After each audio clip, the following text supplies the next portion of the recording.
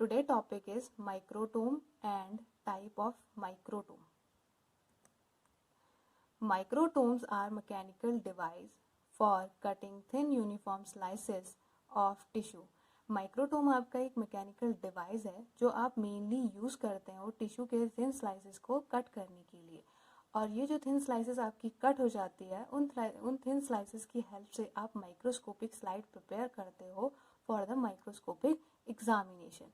Microtome के अंदर आप डिफरेंट टाइप्स के ब्लेड यूज कर सकते हो for the section cutting, like steel हो गया, ग्लास हो गया, और डायमंड ब्लेड्स आप यूज कर सकते हो for the section cutting. Steel blade mainly और वाइडली यूज करी जाती है। ये रूटीनली हम जो यूज करते हैं वो ब्लेड स्टील ब्लेड हम रूटीनली यूज करते हैं for the section cutting. Animal, human and plants के टिश्यू के सेक्शन कटिंग के लिए हम स्टील ब्लेड्स यूज करते हैं जिन्हें हम लाइट माइक्रोस्कोप के अंदर जिनकी हम लाइट माइक्रोस्कोपी करते हैं। ठीक। दूसरा आपके आते हैं ग्लास नाइफ। ग्लास नाइफ हम कब यूज करते हैं? जब हमें इलेक्ट्रॉन माइक्रोस्कोप के लिए सेक्शन को प्रिपेयर करना होता है, उस केस में हम ग्लास नाइफ यूज करते हैं फॉर द सेक्शन कटिंग। तीसरा आपका industrial grade diamond knife. Diamond knife हम मेनली इलेक्ट्रॉन माइक्रोस्कोप के लिए ही यूज करते हैं। इस डायमंड नाइफ और हम यूज करते हैं मेनली हार्ड टिश्यूज के लिए, लाइक बोन हो गया, टीथ हो गया, इनके लिए भी हम डायमंड नाइफ यूज करते हैं फॉर द सेक्शन कटिंग। इसके बाद microtome is the process by means of which tissue is cut into thin section. जो हम माइक्रोटोम की हेल्प से टिश्यू को थिन स्लाइसेस में कट करते हैं उस प्रोसेस को हम माइक्रोटोमी कहते हैं। ओके, माइक्रोटोमी यानी कि माइक्रोटोम की हेल्प से जो हम टिश्यू के थिन स्लाइसेस कट करते हैं उस प्रोसेस को हम क्या कहते हैं? माइक्रोटोमी कहते हैं। अब आता है types of microtome. There are 5 basic types name according to their mechanism. Microtome के मेनली 5 टाइप्स होते हैं जो उनके मैकेनिज्म के अकॉर्डिंग डिवाइड किए गए होते हैं। ठीक है, या इनके जो नेम होते हैं उनके मैकेनिज्म के अकॉर्डिंग उनके ये नेम दिए गए हैं। फर्स्ट आपका आता है रॉकिंग माइक्रोटोम, सेकंड आपका रोटेटरी, थर्ड आता है आपका स्लेज माइक्रोटोम, फोर्थ आपका आता है स्लाइडिंग माइक्रोटोम एंड फिफ्थ आपका आता है फ्रीजिंग माइक्रोटोम। माइक्रोटोम का फर्स्ट जो टाइप है उसका नाम है रॉकिंग माइक्रोटोम। रॉकिंग माइक्रोटोम में क्या होता है कि जो आपका नाइफ जो होता है रॉकिंग माइक्रोटोम में वो फिक्स रहता है, जो ब्लॉक जो होता है वो मूव करता है नाइफ की तरफ, यानी कि नाइफ के अगेंस्ट वो क्या करता है? मूव करता है अप एंड डाउन मोशन में। और इसी मैकेनिज्म की हेल्प से हमें क्या मिलते हैं? थिन स्लाइसेस मिलते हैं टिश्यू के। इस सेपरेटस का जो नाम जो दिया गया है रॉकिंग, वो इसके आर्म के एक्शन की वजह से इसका नाम रॉकिंग माइक्रोटोम दिया गया था। और जो ये माइक्रोटोम है इसको रिप्लेस कर दिया गया था स्लेज माइक्रोटोम से, क्योंकि स्लेज माइक्रोटोम जो होता है वो बहुत हैवी होता है। इसमें आप लार्ज सेक्शन को भी इजीली कट कर सकते हैं, और रॉकिंग माइक्रोटोम में आप एक लिमिटेड सेक्शन को ही कट कर सकते हैं। स्लेज माइक्रोटोम बहुत हैवी होता है जिसकी वजह से इसे यूज़ करते टाइम कोई भी वाइब्रेशन क्रिएट नहीं होता है। और जो रॉकिंग माइक्रोटोम होता है बहुत लाइट वेट होता है, तो जब हम इसे यूज़ करते हैं रॉकिंग माइक्रोटोम को तो इसमें बहुत वाइब्रेशन क्रिएट होता है। बट फिर भी सम साइंटिस्ट और प्रोफेसर रॉकिंग माइक्रोटोम को ही प्रेफर करते थे फॉर स्मॉल सेक्शन कटिंग के लिए। इसका एक और डिसएडवांटेज ये था कि इसमें जो साइज़ आप सेक्शन ब्लॉक का एक लिमिटेड साइज़ ही यूज़ कर सकते हैं, तो लार्ज ब्लॉक हम इसमें कट नहीं कर सकते हैं। ये इसका फिगर है। रॉकिंग माइक्रोटोम कुछ इस टाइप का आपको दिखाई देता है।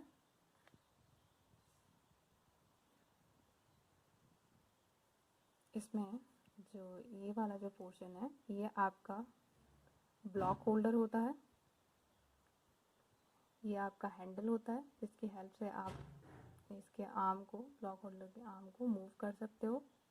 तो जब आप इस हैंडल को एक्टिवेट करते हो तो ये जो आर्म है ये अप एंड डाउन पोर्शन में यानी कि रॉकिंग पोर्शन में अपना काम करना स्टार्ट कर देता है, और जो ब्लॉक होल्डर है वो नाइफ की तरफ आके सेक्शन कटिंग करना स्टार्ट, यानी थिन स्लाइसेस हमें मिलना स्टार्ट हो जाता है। ये आपका नाइफ है यहाँ पे लगा हुआ, और ये नाइफ जिसमें अटैच है वो आपका क्या है? नाइफ होल्डर है। तो ये इस टाइप का क्या होता है आपका, ये इस टाइप की आपका जो दिखाई दे रहा है ये आपका रॉकिंग माइक्रोटोम है। ठीक, ये बहुत लाइट वेट होता है जिसकी वजह से काफ़ी वाइब्रेशन क्रिएट होता है जब हम इसको यूज़ करते हैं। दूसरा टाइप आपका है रोटेटरी माइक्रोटोम। रोटेटरी माइक्रोटोम, इस टाइम पे रोटेटरी माइक्रोटोम बहुत वाइडली यूज़ किया जाता है। हमारे जितने भी रिसर्च एरिया होते हैं या कॉलेजेस जो होते हैं या लेबोरेटरीज जो होती हैं वहाँ पे आपके रोटेटरी माइक्रोटोम ही यूज़ करे जाते हैं मेनली। रोटेटरी माइक्रोटोम इसको इसलिए बोला जाता है बिकॉज इसका जो हैंडल होता है, जो इसका हैंड व्हील होता है, उसके एक्शन की वजह से हम इसको क्या कहते हैं या इसको हम क्या कहते हैं, रोटेटरी नाम इसका रखा गया था। इसके जो हैंडल का जो एक्शन होता है उस वजह से इसका नाम रोटेटरी माइक्रोटोम दिया गया था। इसमें क्या होता है, जो ब्लॉक होल्डर जो होता है वो स्टील से माउंट होता है। इस ब्लॉक होल्डर में इसमें भी सेम वही मैकेनिज्म है। नाइफ इसमें फिक्स होता है, लाइक रॉकिंग माइक्रोटोम की तरह नाइफ इसमें फिक्स होता है। ब्लॉक जो होता है वो नाइफ की तरफ मूव करता है, अप एंड डाउन मूव्स में, और हमें थिन स्लाइसेस हमें मिलते हैं। इसमें जो नाइफ यूज़ करा जाता है वो लार्ज नाइफ इसमें हम यूज़ करते हैं, हैवी और लार्ज नाइफ हम इसमें यूज़ करते हैं। मेनली वेज शेप नाइफ हम इसमें यूज़ करते हैं। ये बहुत हैवी होता है तो इसका ये एडवांटेज है, इस वजह से इसमें वाइब्रेशन क्रिएट नहीं होता है, ये स्टेबल होता है कंपेयर टू किसके, रॉकिंग माइक्रोटोम के कंपैरिजन में ये बहुत स्टेबल होता है।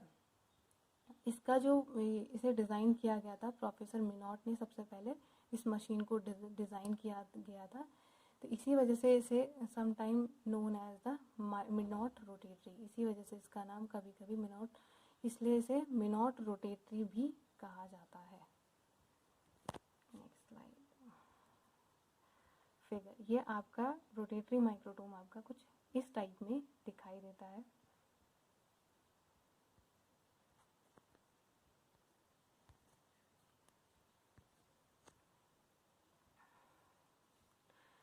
यहाँ पे जो ये पोर्शन है ये आपका क्या है, ये आपका ब्लॉक इसमें अटैच्ड है। ये है आपका पैराफिन ब्लॉक। ये ब्लॉक जिसमें अटैच किया गया है ये आपका ब्लॉक होल्डर है, ठीक। ये आपका हैंडल है जिसकी हेल्प से आप जब आप इस हैंडल को मूव करते हो तो ये जो ब्लॉक है ये नाइफ के अगेंस्ट अप एंड डाउन होना स्टार्ट हो जाता है। ये जो नोब है, इस नोब की हेल्प से आप क्या कर सकते हो, थिकनेस एडजस्ट कर सकते हो। जितनी थिकनेस आपको टिश्यू की चाहिए होती है, स्लाइस की चाहिए होती है, उसके अकॉर्डिंग फिर आपने यहाँ पे थिकनेस एडजस्ट कर सकते हो। ये आपका नाइफ है, यहाँ पे आपका ये नाइफ होल्डर है जिसमें आपका नाइफ क्या होता है, अटैच रहता है। तो ये आपका क्या है, रोटेटरी माइक्रोटोम है। Widely this time in present time the rotatory microtome is use, यानी कि रोटेटरी माइक्रोटोम इस टाइम पे मेनली रोटेटरी माइक्रोटोम ही वाइडली यूज़ करा जाता है। लेबोरेटरीज से लेके हमारे रिसर्च वर्क में या हमारे जितने भी मेडिकल लैब्स होती हैं, हिस्टोपैथोलॉजिकल लैब्स जो होती हैं, या फिर आपके कॉलेजेस में मेनली रोटेटरी माइक्रोटोम ही यूज़ किया जाता है। इसमें जो नाइफ होल्डर होता है या जो आप नाइफ होल्डर में जो नाइफ एडजस्ट करते हो वो आप अपने अकॉर्डिंग एडजस्ट कर सकते हो, जिस एंगल में आपको नाइफ चाहिए होता है या जो टिश्यू के अकॉर्डिंग जो एंगल आपको सुटेबल लगता है उस एंगल में आप अपने नाइफ को एडजस्ट कर सकते हो। दूसरा है आपका sledge microtome. Sledge microtome originally design for the cutting section of very large block of tissue, यानी कि जो स्लेज माइक्रोटोम था वो मेनली डिज़ाइन किया गया था लार्ज ब्लॉक ऑफ टिश्यू के सेक्शन कटिंग के लिए। फॉर एग्जांपल होल ब्रेन, यानी कि एक लार्ज टिश्यू के सेक्शन कटिंग के लिए ये माइक्रोटोम डिज़ाइन किया गया था। यानी कि large tissue like whole brain आप इसमें क्या कर सकते हो, होल ब्रेन का आप सेक्शन कटिंग ईजीली कर सकते हो। The sledge microdome has become a popular machine for routine use since World War II, यानी कि वर्ल्ड वॉर सेकेंड जब हुआ था उस टाइम पे ये मशीन बहुत ज़्यादा यूज़ की गई थी, जिस वजह से बहुत पॉपुलर हो गई थी। This microtome is heavy and consequently very stable, यानी कि ये जो माइक्रोटोम होता है बहुत हैवी होता है और इसी की वजह से ये बहुत ज़्यादा स्टेबल भी होता है। इसमें जो वाइब्रेशन का जो इसमें वाइब्रेशन बिल्कुल भी क्रिएट नहीं होता बिकॉज ऑफ इसके हैवी वेट की वजह से इसमें वाइब्रेशन क्रिएट नहीं होता है जब हम इसे यूज़ करते हैं। इसमें जो नाइफ़ यूज़ करा जाता है वो लार्ज नाइफ़ यूज़ किया जाता है, 24 सेंटीमीटर नाइफ़ का लेंथ होता है एंड यूजुअली इसमें वेज शेप नाइफ़ ही हम यूज़ करते हैं। और ये नाइफ़ भी इसमें वाइब्रेशन को बहुत रिड्यूस कर देता है, वाइब्रेशन को क्या करता है, रिड्यूस कर देता है। तो लास्ट इसमें the knife holding clamp are adjustable and allow the tilt and the angle of the knife to the block to be easily set. यानी कि नाइफ होल्डर आप अपने अकॉर्डिंग इसमें नाइफ को क्या कर सकते हो, एडजस्ट कर सकते हो। जिस एंगल में आपको फिक्स करना है नाइफ को, आप उसी एंगल में इस नाइफ को ईजिली फिक्स कर सकते हो अकॉर्डिंग टू योर रिक्वायरमेंट या अकॉर्डिंग टू योर सैम्पल। आप इसमें नाइफ को एडजस्ट कर सकते हो। कुछ इस टाइप का आपका स्लेज माइक्रोटोम दिखाई देता है। इसमें जो आपका इसमें जो ये वाला पोर्शन, ये आपका यहाँ पे ये नाइफ फिक्स है, ठीक। हॉरिजॉन्टली इसमें मेनली नाइफ फिक्स होता है, हॉरिजॉन्टली फिक्स होता है। ये आपका ब्लॉक है, इसके नीचे ब्लॉक जिसमें फिक्स किया गया है, ये आपका ब्लॉक होल्डर है, और ये आपका यहाँ पे हैंडल लगा हुआ है, ठीक। तो आप जब हॉरिजॉन्टली इसे हमने नाइफ को फिक्स किया है, तो जब इस हैंडल की हेल्प से हम मूव करेंगे तो ये टिश्यू इसकी तरफ जाके हमें जब इसकी तरफ मूव करेगा तो हमें थिन स्लाइसेस में मिलना स्टार्ट हो जाते हैं, ठीक। तो ये आपका क्या है, स्लेज माइक्रोटोम। ये बहुत हैवी माइक्रोटोम होता है, जिसकी वजह से इसमें कोई, जब हम इसे यूज़ करते हैं तो इसमें भी किसी भी टाइप का वाइब्रेशन क्रिएट नहीं होता है, बहुत स्टेबल होता है। मेनली ये लार्ज टिश्यू सेक्शन कटिंग के लिए यूज़ किया जाता है। फोर्थ आपका है sliding microtome. In this type the knife is moved horizontally against a fix block which is advance against it up an inclined plan. यानी कि हमने अभी तक जितने भी माइक्रोटोम देखे, या जितने भी टाइम अभी तक हमने 3 टाइप देख लिए हैं, तो उन 3 टाइप में क्या है कि नाइफ जो होता है वो फिक्स रहता है, और जो टिश्यू होता है वो नाइफ की तरफ क्या करता है, मूव करता है। लेकिन जो स्लाइडिंग माइक्रोटोम है, इसमें क्या होता है कि जो ब्लॉक क्या होता है, फिक्स्ड होता है, और नाइफ हॉरिजॉन्टली लगा हुआ होता है और मूव करता है किसकी तरफ, टिश्यू की तरफ, और मूव करके हमें थिन स्लाइसेस मिल जाते हैं। यानी कि इसमें जो मूव करता है वो नाइफ मूव करता है, और टिश्यू ब्लॉक जो होता है वो फिक्स्ड रहता है, ठीक। अदर माइक्रोटोम में क्या था, नाइफ फिक्स था और ब्लॉक क्या करता है, मूव करता है। The sliding microtome was designed for cutting celluloid embedding section. Mainly जो sliding microtome डिज़ाइन किया गया था वो celluloid embedding section के लिए डिज़ाइन किया गया था। और इसमें जो sliding microtome का हमें इसमें एक बेस्ट रिजल्ट हमें मिलता है, और पैराफिन वैक्स एम्बेडेड सेक्शन के लिए भी हम इसे यूज़ कर सकते हैं। कुछ इस टाइप का आपको स्लाइडिंग माइक्रोटोम दिखाई देता है। इसमें क्या है, इसमें ये आपका ये यहाँ पे ये नाइफ फिक्स है हॉरिजॉन्टली, यहाँ पे ये आपका टिश्यू ब्लॉक फिक्स है, और ये नीचे आपका टिश्यू होल्डर ब्लॉक होल्डर होता है, ये आपका हैंडल है, और ये आपका थिकनेस एडजस्ट करने के लिए कंट्रोल नोब होता है।